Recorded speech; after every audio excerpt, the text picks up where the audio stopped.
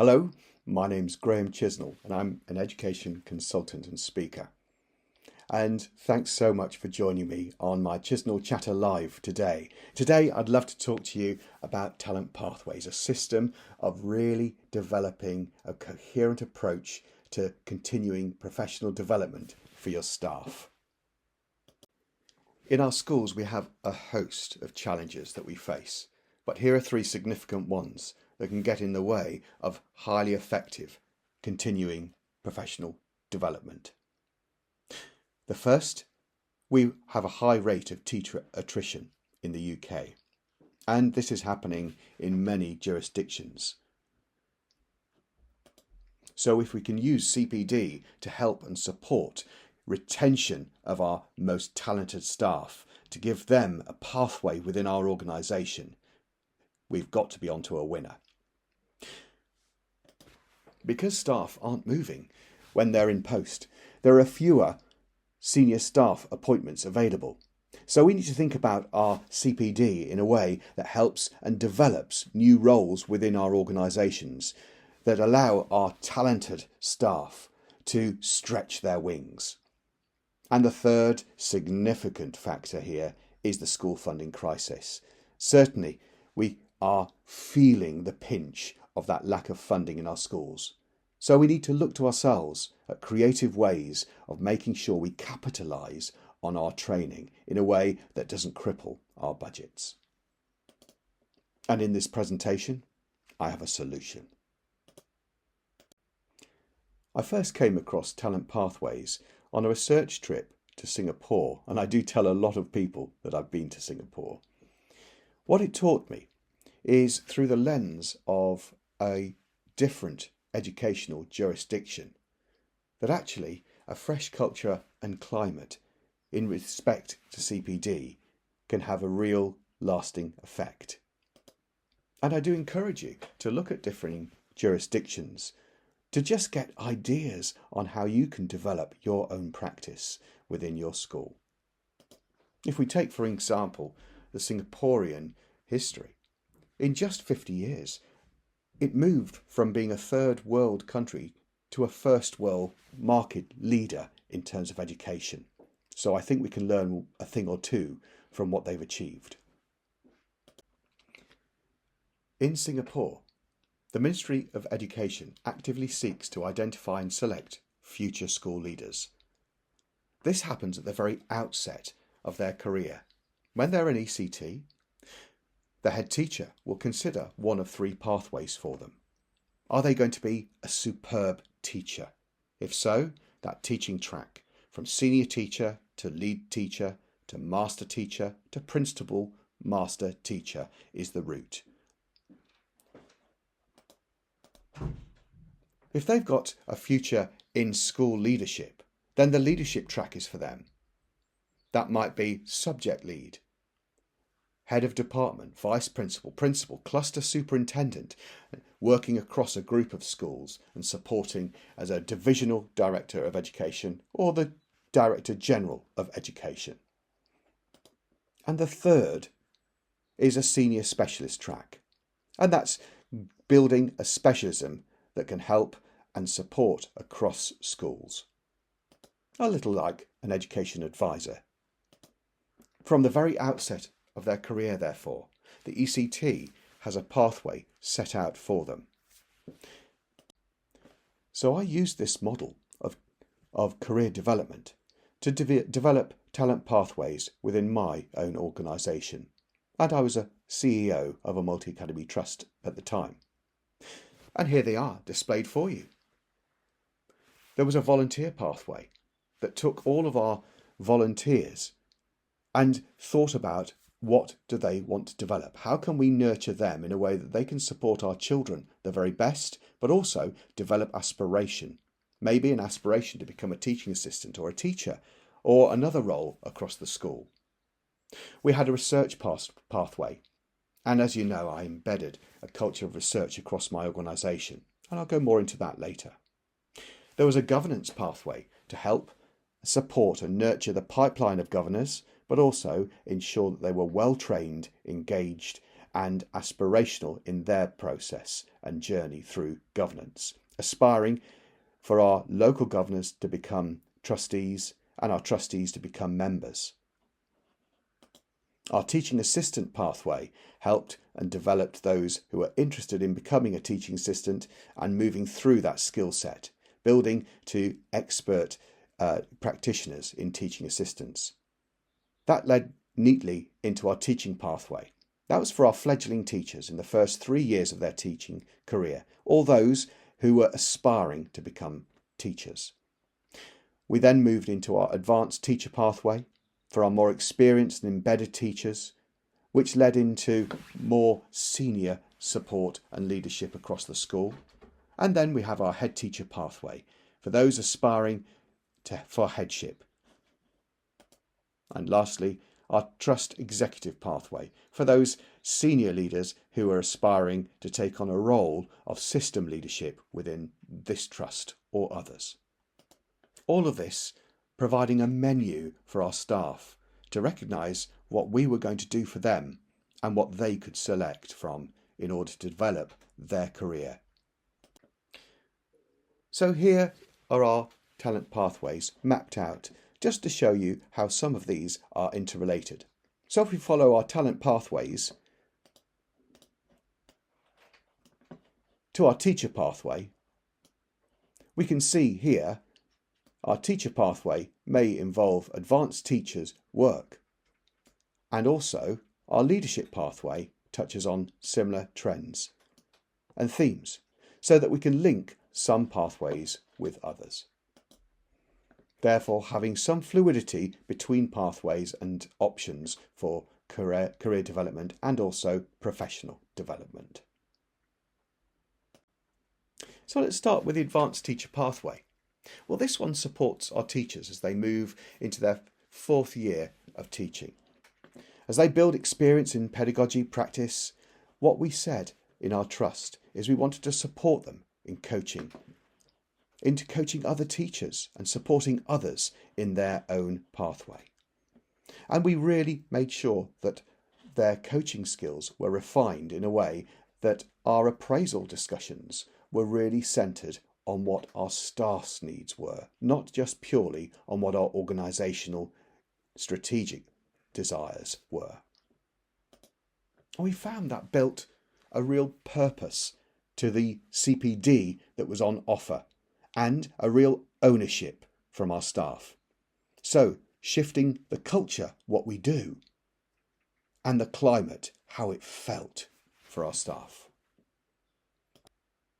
So let's delve into our advanced teacher pathway. And as you can see, there are several elements on offer, and I'd just like to share a few of those with you. In each of our CPD offers, we set out the intent, objective, the delivery, and how we would evaluate that. So in subject leadership, we wanted to really develop our subject leaders to be strong at their craft, to really delve into that pedagogical content knowledge. And I know I've talked to you about this before. Pedagogy, how your curriculum is delivered, the content, that's the substantive knowledge, and the disciplinary knowledge that makes up that sequence of learning, and the context, that third circle in that Venn diagram, that makes sure your learning is contextualised for the needs of your children with SEND, your children with disadvantage, etc. Really attuned to the framework that Ofsted have currently, but by design, because it really is important for our children. And we just found that in operating in this way, when Ofsted inspected our schools were very strong, not because they were doing things for Ofsted, that's willful acquiescence, but rather they're doing it because it's helpful, purposeful to them as leaders, but also impactful for their students. So our subject leader advanced teacher pathway was aiming to aspire that leader who's ready to build their leadership strength through subject leadership assignments and training. We'd give our leaders tasks to do, not just managing that subject, but innovating within it. And our desire was twofold. Yes, we wanted our staff to be supported and our students to be enriched by that subject, but we also had a sharp lens on the development of the leadership strength of the person leading that subject too. By having our cake and eating it, our curriculum strengthened. We linked our subject leaders to helpful mentors. If we didn't have mentors that were suitable within our school, we sought those across our organisation. If we didn't find them across our organisation, we used our partners in our locality, our neighbouring schools, our schools across other trusts that we could draw upon, making CPD purposeful, but also financially viable. Now, we did also look beyond our schools for accredited training, and the MPQs offered a really helpful solution for a number of our staff. They looked at middle leadership, they looked at special educational needs, and if we had staff who were interested in those areas, maybe not quite ready for them, we'd get them on those courses as soon as we could, because this gave us an opportunity to support our staff, but also help to develop their vision of future leadership. One thing that I learnt when in Singapore was that the school principals gave their staff projects to test out whether they were on that right pathway, whether they had the mettle to develop. And they did this in a way that they didn't share with staff what that view and that vision for their future was. And they did that out of their own cultural basis.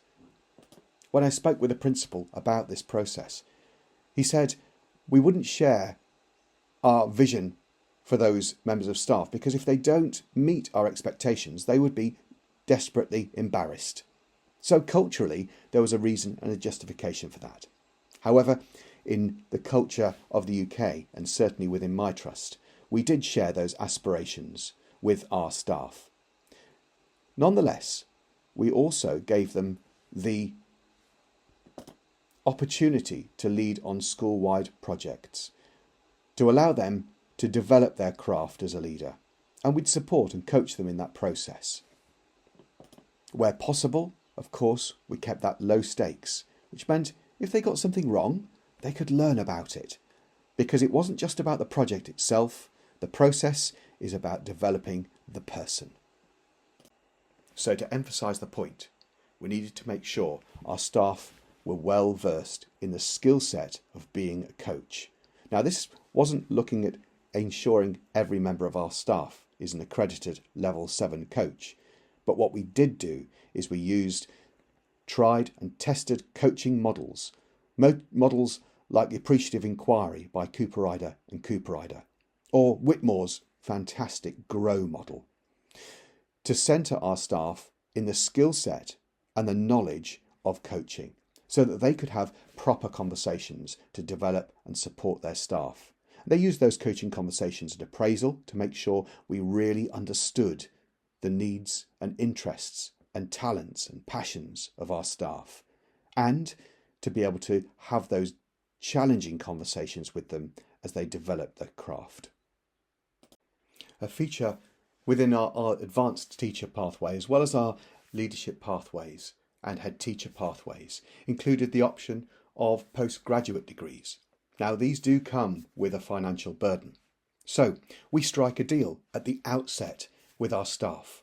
What we say to them is, look, we'll fund this 3-year degree for you, but we want to capitalise on the benefit of that. We want you to undertake projects during your tenure, and also we want to make sure that after your degree is concluded, you stay with us for just 2 years.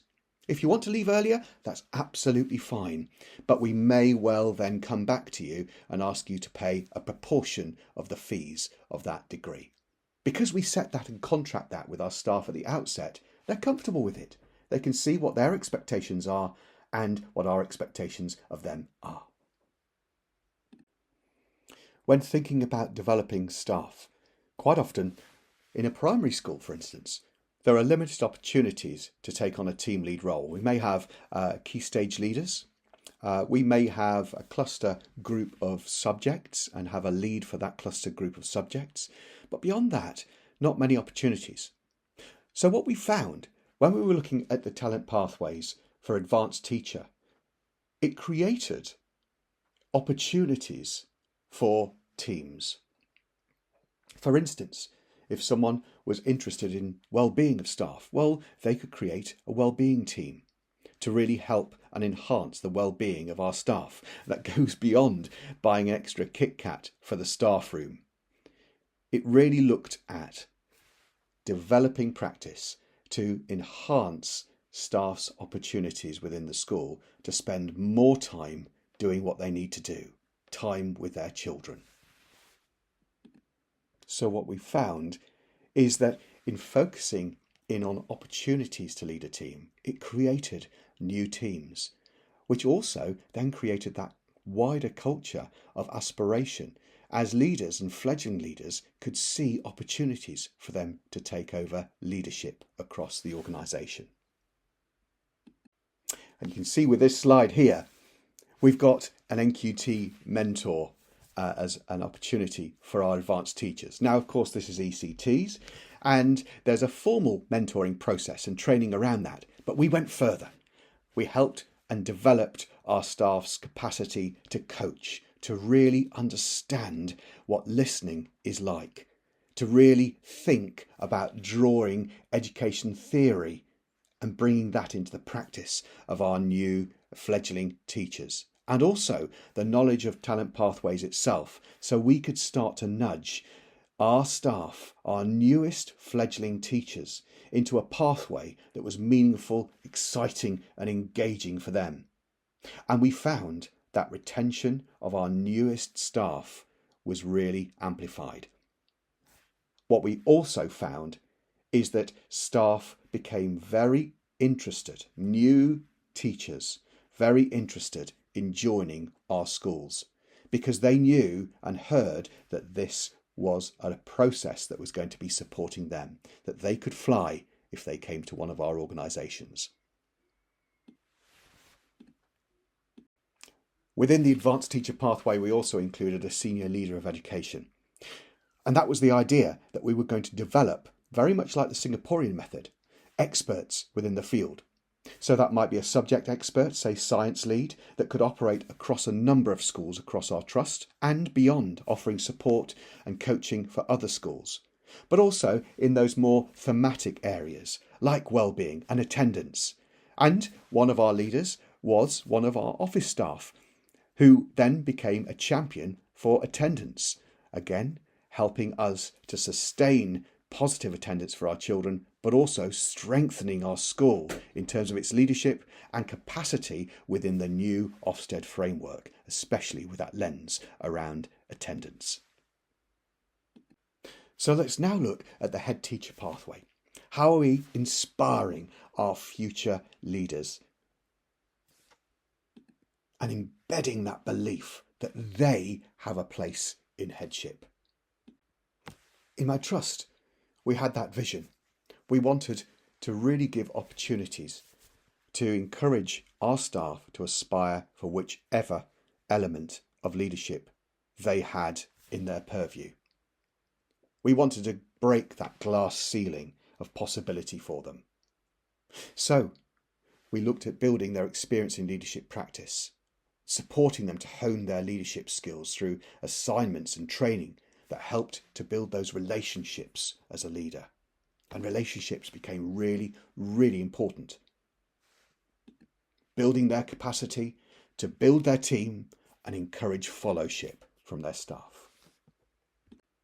Training that we offered included 360 reviews.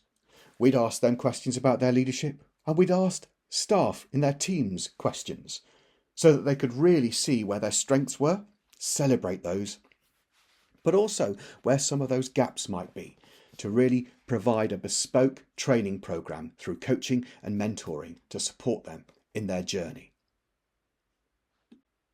As I've already mentioned, coaching framed this exceptionally well for us. We'd make sure our head teachers and aspiring head teachers were trained in coaching. We didn't leave this to chance. We modelled it We helped and supported them and ensured that they understood the theory of coaching and the practice and behaviours that make coaching effective. We built in opportunities for governance.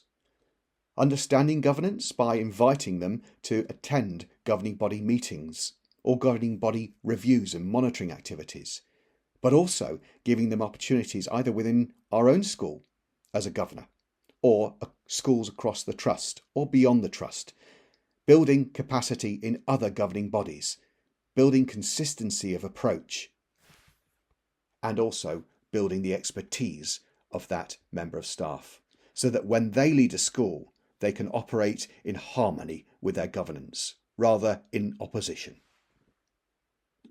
As part of our commitment to research and training, we gave every member of our teaching staff team the opportunity to join the Chartered College of Teaching, opening out other training possibilities for them. One of those training areas was Chartered Leader Status, helping them to connect with other professionals nationally and engaging in a high quality training and development programme.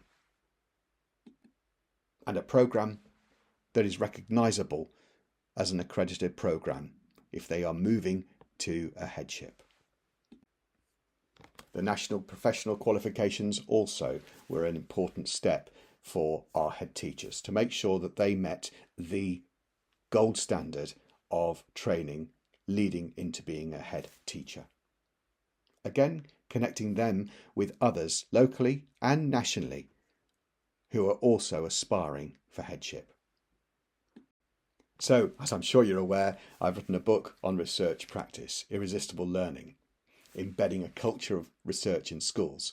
And this came from our embodiment of the power of research across my schools. So our research pathway was paramount to a range of staff, and this involved every member of staff. All of our teachers, teaching assistants, cleaners, caretakers were all on the research pathway. And we had a host of elements to this to help and encourage. And that encouragement came through spotting members of staff who were really intuitively good at research. They could embody the research cycle. You can see that picture on the right of my research cycle. And we found also that especially our teaching assistants were exceptionally engaged in the research process. Now that may be that they've not previously engaged in higher education and haven't come across the research process, but they were really excited about it. And those who were talented, we gave the role of becoming a research champion. Again, coach them into it, but they could engage and teach the staff all of these different steps outlined in the research cycle, helping their staff, coaching them into the process of making research engaging, purposeful and impactful.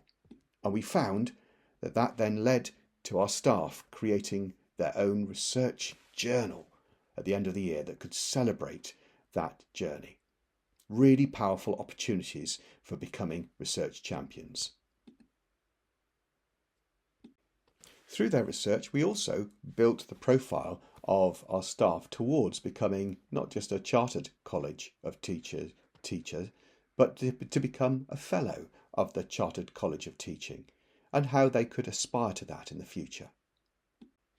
As with our other pathways, coaching was paramount, and we engaged in our staff learning the key coaching skills to support others in their research process.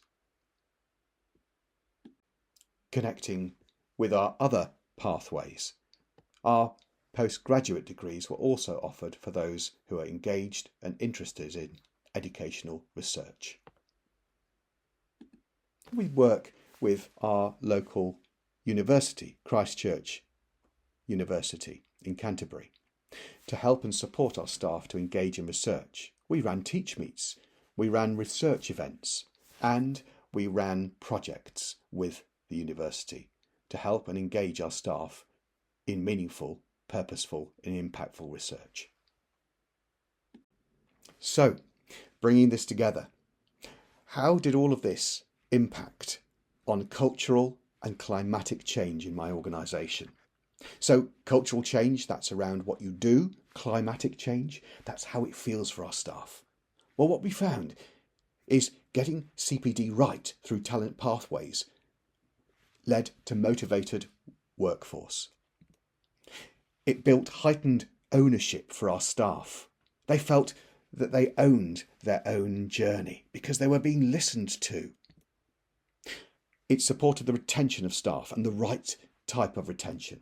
We didn't hold staff to our organisations, we gave possibilities for them to move on to other organisations, and we supported that. It also provided a pipeline of teachers and TAs and leaders, because their aspirational journey led to building a new opportunity. Our potential volunteers who were interested in TAs on that TA pathway, well, they were naturally attuned to apply for those posts when they arrived. And our leaders, when they moved on, well, we already had fledgling leaders who were doing a great job. So it was very easy to find replacements across our organisations.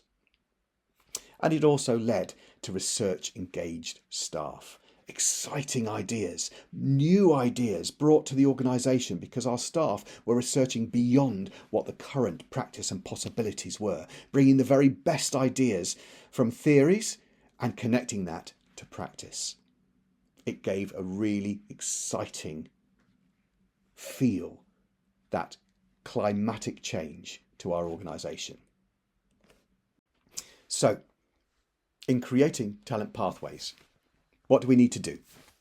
Well, first of all, we need to create talent pathways that are personalised to our school. Listen to our staff, and I mean really listen to our staff. Listen to what their aspirations are, where their gaps are, and provide support to help them. And those training gaps become really important. You may fill them with your own talent and coaching within your organisation. If not, look to your neighbours, your friends in your community. And if not, look to more formal organisations and consultants like myself who can come in and help and support. You might like to look at training senior staff in coaching skills so that they can hone their talent pathway. And I'm a mentor, coach, trainer, and can see again and again the power and influence that can have on creating a culture and climate where things fly. You want to assign those coaches so that they spot the talent of your staff and give them assignments to help and nurture and develop their talents. You need to support throughout the year through those coaching conversations. So it's not just once a year at appraisal. It's a constant conversation of development, personal development and organisational development. You want to learn from what works and what doesn't work, and lots won't work. I've given you some really rosy stories today, but there have been plenty of pitfalls through that journey of engagement and shifting that culture of change. So you need to learn and adapt your pathways. Find out the elements that work well, find out the elements that work less well. And the last point I think is a really important one. Celebrate. And we're not so good at that at times. Stop, pause, and genuinely celebrate across your organisation when things go well. So there we have it. Thank you so much for joining me on the journey of talent pathways. There's so much more to tell you about this, but I hope it's given you a synopsis of how you can use talent pathways to shift the culture and climate in your organisation through empowering your senior leaders to engage with all of your staff in a way that is inspiring and aspirational. Thank you very much.